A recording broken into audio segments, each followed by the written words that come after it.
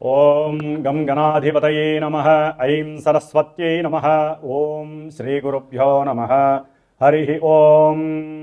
శరదిందు సమాకారే పరబ్రహ్మస్వరూపిణే వాసరాపీఠనిలయే సరస్వతీ నమోస్తుతే. ఓం వాగర్ధావివ సంపృక్తో వాగర్ధ ప్రతిపత్తయే జగతః పితరౌ వందే పార్వతీ పరమేశ్వరౌ. వీక్షిస్తున్నటువంటి ప్రేక్షకులందరికీ కూడా ఈ యొక్క డిసెంబర్ మాసంలో 16వ తేదీన రవి తన యొక్క రాశిని మార్చుకుంటూ వృశ్చిక రాశిలోంచి ధనస్సు రాశిలోకి సంక్రమించేటటువంటి సమయము పుష్యమాసముగా మనము చాలా విశేషమైనటువంటి పండగగా భావిస్తాము. ముఖ్యంగా వైష్ణవ సాంప్రదాయంలో అటు వెంకటేశ్వర స్వామి వారికి, సీతారామచంద్రమూర్తికి, అలాగే కృష్ణుడికి, హనుమంతుల వారికి చాలా విశేషమైనటువంటి పండగగా చేసేటటువంటి మాసము ఈ యొక్క పుష్యమాసము.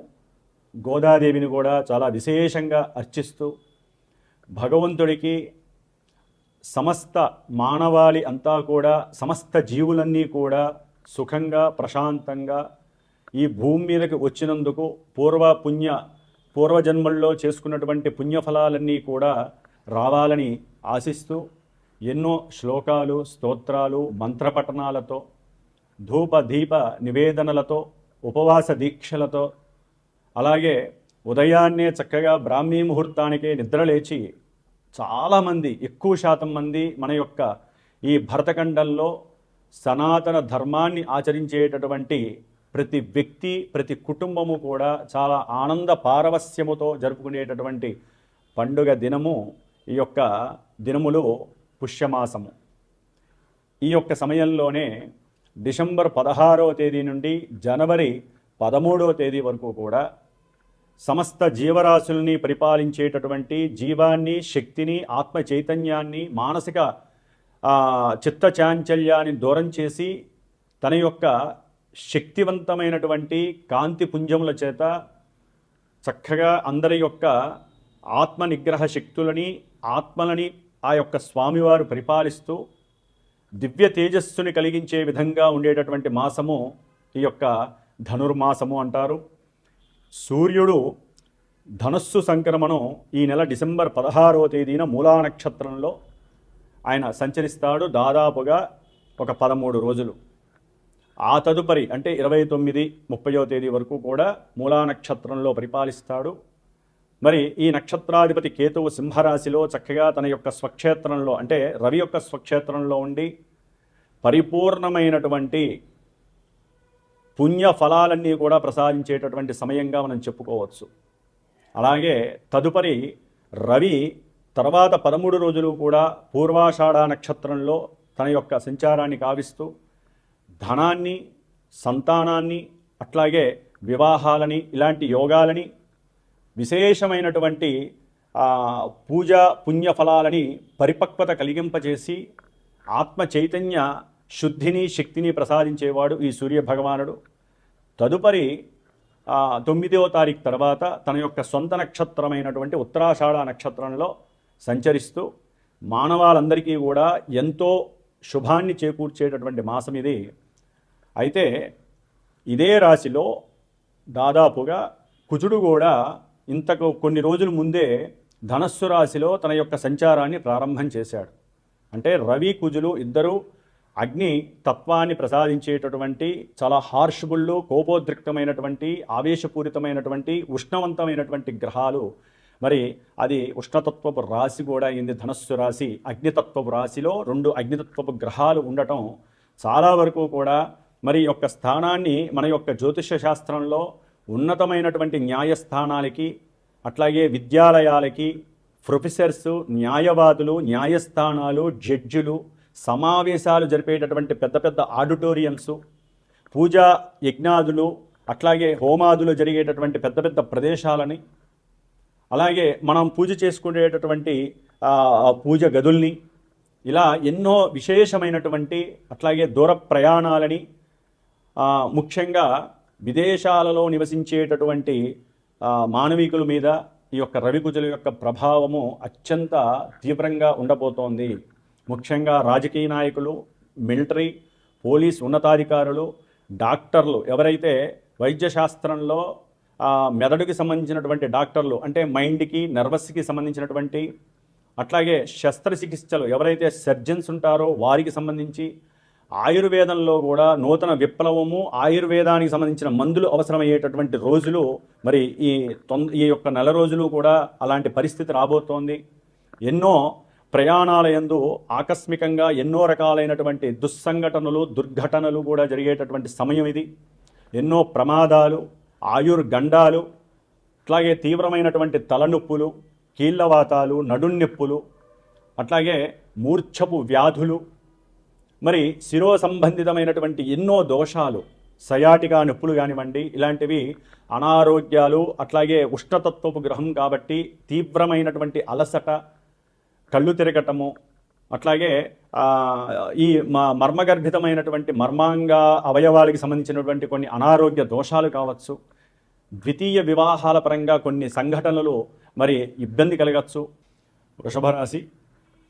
వృషభరాశి వారికి ఈ యొక్క డిసెంబర్ మాసము 16వ తేదీ నుంచి జనవరి 12వ తేదీ 13వ తేదీ వరకు కూడా మరి గ్రహస్థితిని కనుక గమనించినట్లయితే ద్వితీయంలో ఉన్నటువంటి గురువు, లాభస్థానంలో ఉన్నటువంటి శని భగవానుడు, దశమంలో ఉన్నటువంటి రాహువు కాస్త అనుకూలమైనటువంటి ఫలితాలని ప్రసాదిస్తున్నారు అని చెప్పుకోవచ్చు. అంటే ఆర్థికంగా కావచ్చు, లేకపోతే కాస్త సంతానపరంగా కావచ్చు, కుటుంబంలో కొత్త కొత్త విషయాల యందు ఆసక్తి చూపించటం, అకస్మాత్తుగా తండ్రి పరంపర నుంచి ఏదైనా ధనము మీకు దొరకటము, లేకపోతే నిధి లభించటము, ధనము రావటము, లేకపోతే మీరు ఒకప్పుడు చేసినటువంటి, అంటే ఫ్రెండ్స్కి మీరు చేసినటువంటి సహాయం, డబ్బు సహాయం కావచ్చు, మాట సహాయం కావచ్చు, ఇప్పుడు మిమ్మల్ని అది కాస్త కొన్ని సమయాల్లో గట్టెంగించే పరిస్థితి కలగచ్చు.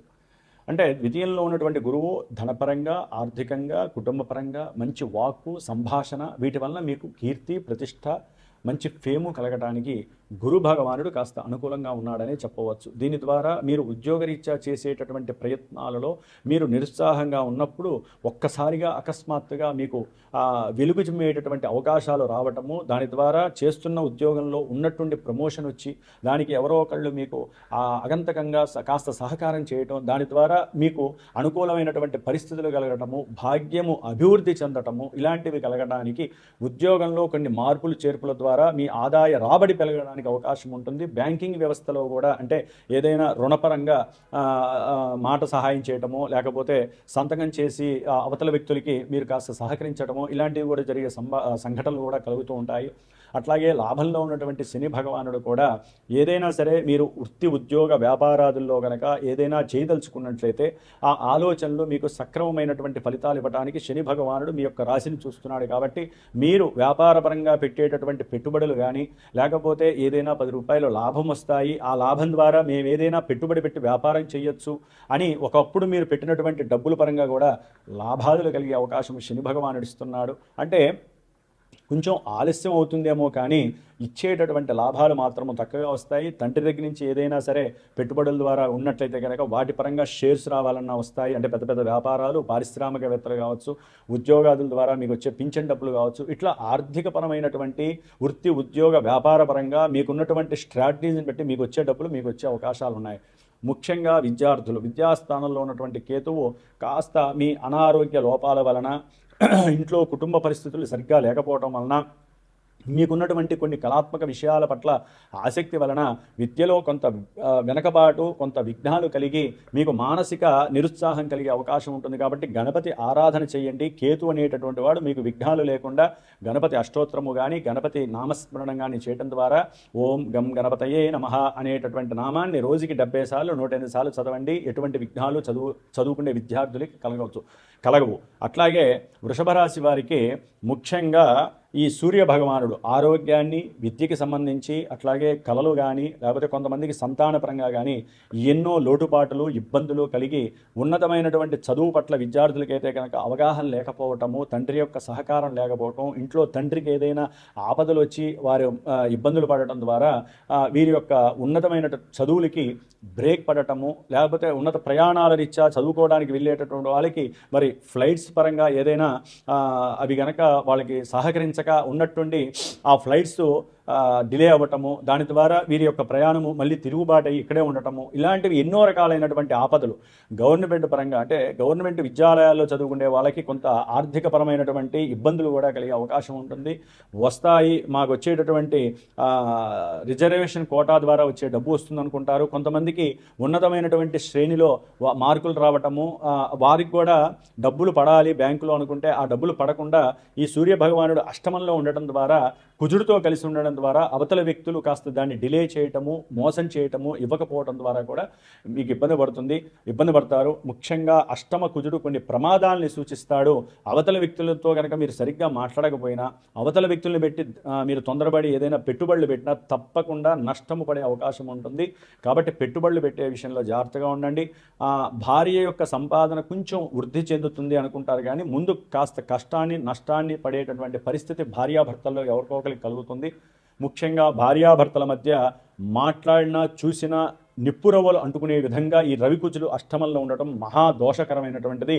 అట్లాగే నెక్స్ట్ ఈ యొక్క బుధుడు ఇప్పటి వరకు కూడా వీరికి సప్తమంలో ఉన్నాడు. కాస్త డిసెంబర్ 20 వరకు కూడా వ్యాపారంలో కొంచెం ధన నష్టము, పెట్టినటువంటి షేర్స్ కానీ, లేకపోతే మీకు వస్తాయి అనుకున్నటువంటి ఉద్యోగరీత్యా మీకు ఏదైనా డబ్బులు వస్తాయి అనుకుంటే వాటిల్లో కానీ కాస్త అకస్మాత్తుగా నష్టపోయే పరిస్థితి, తెలియకుండా మీ యొక్క బుద్ధి వక్రించడం ద్వారా, బుద్ధిని సరిగ్గా వాక్కురూపకంగా మీకున్న ఆలోచనలు, తెలివితేటలను ప్రదర్శించకపోవడం ద్వారా కూడా మీరు వ్యాపారంలో దెబ్బతినే పరిస్థితి, నష్టాలు స్వయంకృతంగా వచ్చే పరిస్థితి వస్తుంది. కొంచెం జాగ్రత్తగా ఉండాల్సినటువంటి పరిస్థితి. ఆఫ్టర్ ఈ నెల 20 తర్వాత కాస్త బుధుడు 8లోకి వచ్చినప్పుడు మీకు కొంత ఆర్థికపరమైనటువంటి విషయాల్లో ఆకస్మికంగా నష్టపోయినటువంటివి మళ్ళీ తిరిగి వచ్చే అవకాశం ఉంటుంది. అంటే ఇక్కడ ఏంటంటే కొన్ని గ్రహాలు ఇబ్బందులు, కొన్ని గ్రహాలు ఈ స్థానాల్లో ఉండటం ద్వారా కొన్ని అనుకూలమైనటువంటి పరిస్థితులు కలుగుతాయనేది శాస్త్ర సమ్మితమైనటువంటిది. అది మా యొక్క కల్పన కాదు. అయితే ఇక్కడ 4 గ్రహాలు కలిసి ఉంటాయి. ఒక గ్రహం చూస్తోంది పాపగ్రహం, ఒక గ్రహం శుభగ్రహం చూస్తోంది.